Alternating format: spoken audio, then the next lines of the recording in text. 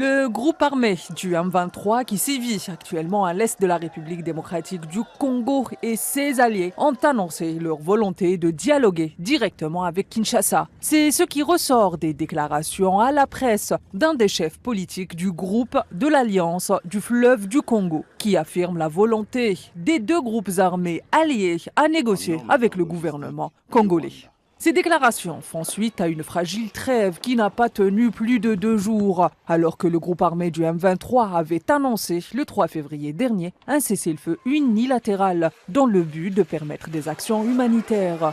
Les autorités congolaises ont suite à cela accusé le groupe armé d'avoir rompu de façon unilatérale le dit accord.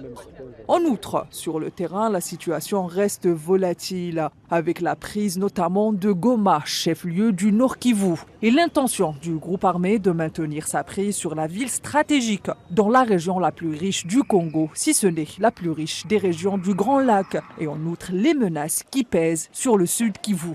De son côté, le gouvernement congolais reste ferme et rejette toute proposition de négociation directe avec le M23. Dans un discours à la télévision nationale mercredi au soir, le président congolais a promis une réponse vigoureuse aux avancées du M23, affirmant que chaque centimètre carré du territoire congolais serait reconquis. Si le dialogue est pour le moment la solution idéale pour mettre fin aux violences dans l'est de la République démocratique du Congo, cela dit, les mécanismes de ce dialogue divisent. D'aucuns voient en le dialogue une occasion de mettre sur la table des négociations les deux belligérants au conflit, à savoir le M23 et l'armée congolaise.